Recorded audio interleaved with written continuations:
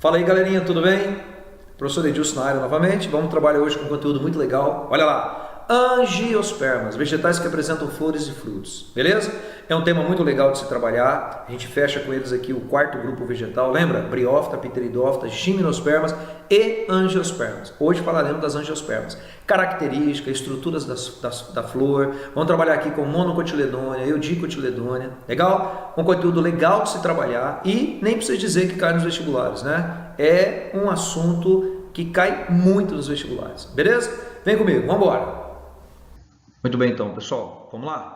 Gente, nós vamos falar aqui das angiospermas, legal? As angiospermas são plantas que apresentam sementes protegidas por uma urna. Daí a palavra ângio, tá? Em outras palavras, angiospermas são plantas que têm a semente protegidas pelos frutos. Beleza, gente? Então, nós vamos falar aqui de um grupo que envolve plantas que apresentam flores, que apresentam frutos, beleza? Temos hoje aqui um grupo vegetal, que são as angiospermas, que dominam, tá, o período atual, não é isso? A nossa era atual é dominada pelas angiospermas. Nem sempre foi assim, como eu falei, né, em aulas anteriores. Houve um período que as gimnospermas dominavam, né? No período devoniano, era o grupo vegetal que dominava o planeta. Hoje, quem domina o planeta é exatamente, olha lá, as angiospermas. Pelo fato, pessoal, desse grupo de vegetal apresentar uma estrutura para proteger a semente, que nós sabemos que é quem? O fruto. Legal? Aqui você tem a imagem de um damasco, né? Você pode ver que os frutos, né, são bem visíveis. Isso atrai animais para poder se alimentar e, consequentemente, levar quem? A semente, deslocar a semente para outros locais. Isso foi um dos grandes motivos que fez com que as angiospermas dominassem o planeta Terra. Beleza? Vamos falar aqui das características, tá, das angiospermas. As angiospermas, tá, pertencem ao filo Magnoliófita. Beleza? É um grupo muito parecido com as gimnospermas, porém com algumas particularidades. Algumas são muito comuns, outras são diferentes. Aqui nas angiospermas nós temos plantas de pequeno porte, médio porte e grande porte. E elas são fanerógamas. Fanerógamo, para quem não lembra, é planta que apresenta órgão reprodutor visível. Beleza? São plantas vasculares, quer dizer que tem xilema, tem floema. O esporófito é duradouro. O que significa isso? Que possui vida longa, a estrutura produtora de esporos possui vida longa. Já o gametófito é reduzido, a estrutura produtora de gametas, né, tem vida curta. E assim como as gimnospermas são plantas que, olha lá, não dependem de água para fecundação. Lembra por quê? Ela tem uma estrutura para poder transportar, né, o núcleo espermático, chamado de tubo polínico. Quem depende de água para fecundar? Briófita e pteridófita. Quem não depende? Gímino e ângio. E aí, galera, ó, característica marcante. Possuem flores, possuem frutos e possuem, olha lá, sementes. É o grupo vegetal mais completo que existe. Beleza? E olha aí, gente, elas são recentes, né, na história evolutiva. Elas surgiram aproximadamente 135 milhões de anos atrás. No final do período devoniano, né, depois do auge da gimnosperma, e no início, tá, do período carbonífero. Muito bem, vamos lá. Nós estamos falando de plantas que apresentam frutos, tá? A gente sabe que tem uma diferença entre fruto, pseudofruto, legal? Isso vai ficar para uma próxima aula, né, posterior, para que a gente possa trabalhar essa diferença. Hoje nós vamos trabalhar, gente, focar bastante aqui nos tipos de angiospermas, monocotiledônia, eudicotiledônia. Vamos falar aqui também, né, das estruturas que você encontra nas flores, tá? Dá uma olhada aqui. Aqui nós temos uma flor e vamos ter que dar um nome para cada estrutura, né? O número 1 é o órgão reprodutor masculino. A unidade dele é chamado de estame e o conjunto androceu. O 2 é a pétala, tá? O conjunto de pétala é corola. Geralmente, gente, as pétalas são coloridas, estão lembrados? 3 é essa estrutura verde que nós chamamos de sépala e o conjunto de sépala chama-se cálice. O 4 é uma estrutura que sustenta a flor, chamada de pedúnculo ou pedicelo. O 5 é a base da flor, né, que nós chamamos de receptáculo floral. E o número 6 é o pistilo ou carpelo, cujo conjunto você chama de gineceu. Legal? Gente, olha lá, gineceu é órgão reprodutor feminino. Lembra das mulheres que vão ao médico ginecologista, lembra de gineceu. Tenta associar assim para você não errar, legal? Gineceu feminino. O androceu, local de produção do pólen, é masculino. Outra confusão que a galera faz muito, a diferença entre corola, cálice, corola, faz assim que você não erra, ó. A pétala, ela é corolida, faz assim que você não erra, corolida, lembra corola, e a sépala é o cálice, beleza? Tranquilo? Bom, gente, essa flor que você está vendo aqui nessa imagem, ela é monóica. O que é uma flor monóica? É um indivíduo com dois sexos. Portanto, essa flor ela é hermafrodita, legal? Porém, existem flores que são dioicas, ou seja, flores de sexos separados, só macho ou só fêmea. Bom, vamos lá. Eu montei essa tabelinha aqui para ajudar você, tá? Repetir um pouco nós falamos, ó. Cálice é o conjunto de sépala. Corola é o conjunto de pétala. Androceu, conjunto de estânios, órgão reprodutor masculino. Gineceu, conjunto de carpelos ou pistilos, órgão reprodutor feminino. Gente, a pétala geralmente tem a cor diferente da sépala. Mas se por acaso você encontrar uma pétala que tem a mesma cor que a sépala, uma pétala que tem a mesma cor que a sépala, você chama de tépala. Então, tépala é unidade de pétalas e sépalas com a mesma cor, beleza? E o conjunto de pétalas mais sépalas, independente da cor, você chama de, ao nome, ó, perianto, beleza? Vai lá, vamos continuar. Gente, aqui nós temos o estame, local de produção do pólen, órgão reprodutor masculino. Vamos dar o nome a cada uma das partes, né, encontradas no estame. O número 1 é o local de produção do pólen, a gente chama de antera, onde ficam os sacos polínicos. O item de baixo, né, ele está conectando as duas anteras entre si, você chama de conectivo. E o 3 é um eixo chamado de filete. Então nós temos de cima para baixo, antera, conectivo, filete. Órgão reprodutor masculino. Nessa imagem dá para ver nitidamente aqui, apontando pela seta, né, o estame, órgão reprodutor masculino. Bom, vamos para o feminino. O ápice, gente, nós temos o estigma, que é o local onde o pólen paira durante a reprodução. Logo mais abaixo nós temos o estilete. Logo mais abaixo o ovário, lembrando que o ovário desenvolvido, olha lá, ele forma o fruto. E internamente no ovário nós temos o óvulo, que quando fecundado e desenvolvido forma a semente. Beleza? Não esqueça, óvulo desenvolvido, semente, ovário desenvolvido, fruto. Planta que possui, né, órgão reprodutor, não é isso? Visível, no caso a flor. Acabei de falar do pistilo ou carpelo, dá uma olhada aqui na setinha, né? Você pode perceber que essa é a estrutura feminina. E olha ela aí, ó, ela desce, né? Ela vai descendo ao longo da flor. Beleza? Órgão reprodutor feminino chamado de pistilo ou carpelo, que vai dar origem ao fruto.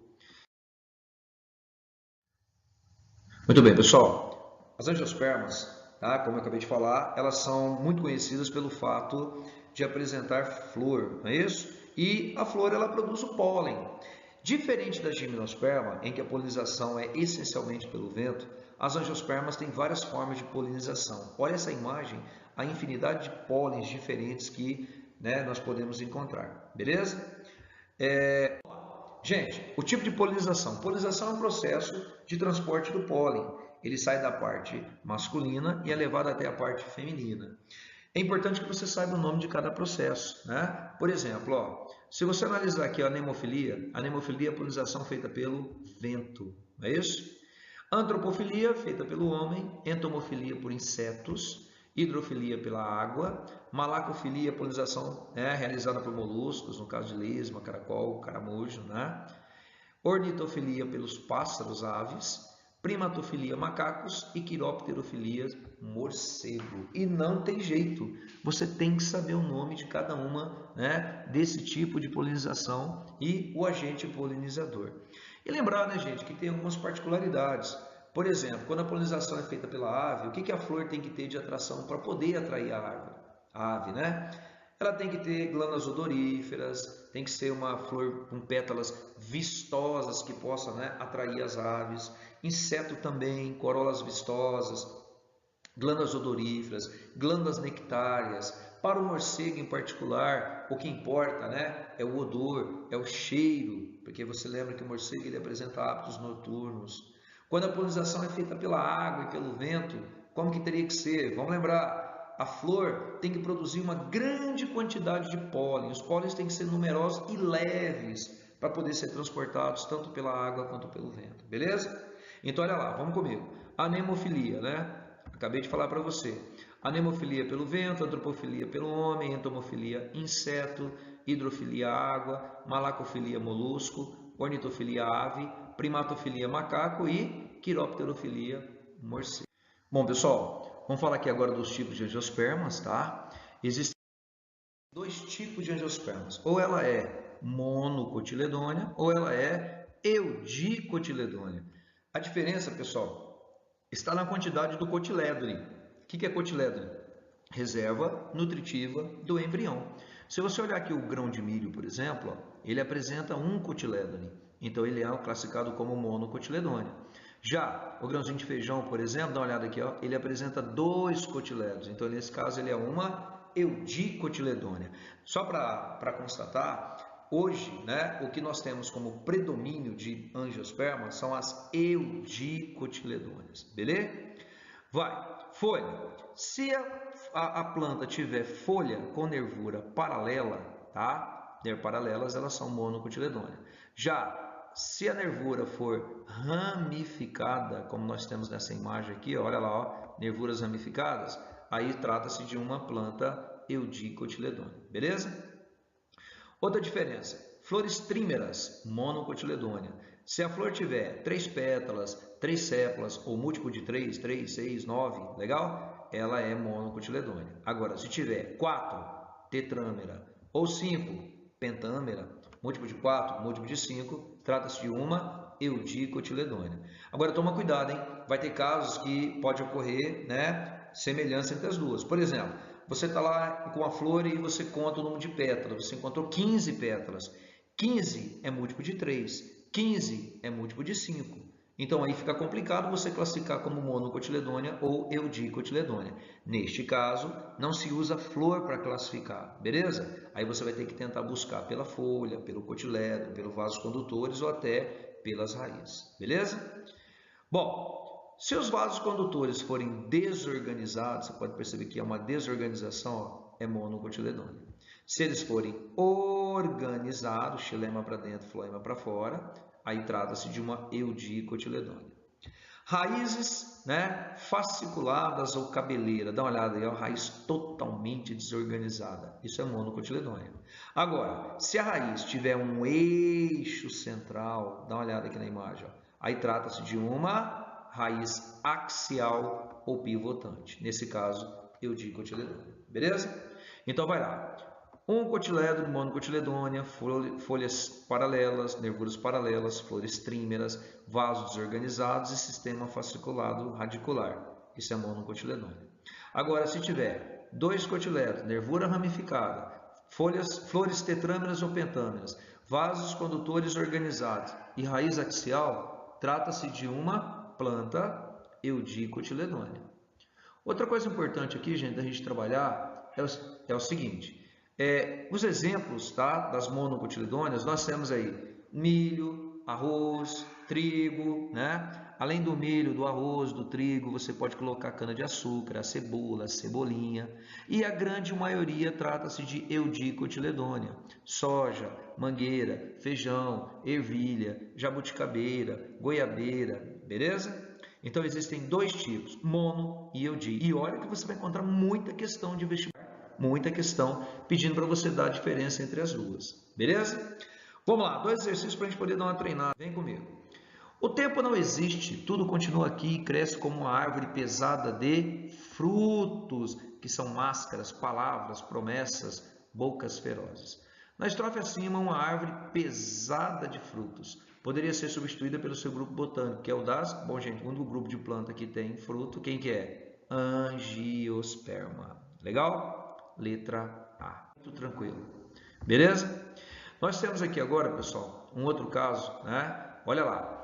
As ilustrações adiante representam algumas características morfológicas das angiospermas, usadas para classificá-las em monocotiledônia e eudicotiledônia. Beleza? A ação alternativa é que apresenta apenas características comumente encontradas nas monocotiledôneas. Vem cá. Se você olhar, ó, a número 1, né, raiz axial, isso é eudicotiledônia. A 2 já é raiz fasciculada, ou, né, cabeleira, isso é característica de monocotiledônia. 3, os vasos condutores são desorganizados, monocotiledônia. 4, eudio organizado. 5, nervuras ramificadas. 6, nervuras paralelas, monocotiledônia. Agora olha a 7. Uma pétala, 2, 3, 4, 5, 6. Múltiplo de 3, certo? Isso é monocotiledônia. Agora olha o número 8. Tem uma pétala, 2 pétalas, 3 pétalas, 4 pétalas, 5 pétalas. 5 pétalas pentâmera. Aí trata-se de uma eudicotiledônia. Então nós temos a 2, a 3, a 6 e a 7. Então tá aqui, ó, 2, 3, 6 e 7. Gabarito letra A. Uma questão muito simples, muito fácil. Beleza? Angiospermas. Isso aí, pessoal. Fechamos então angiospermas. Como eu disse para você, é hoje o grupo vegetal que domina o planeta Terra.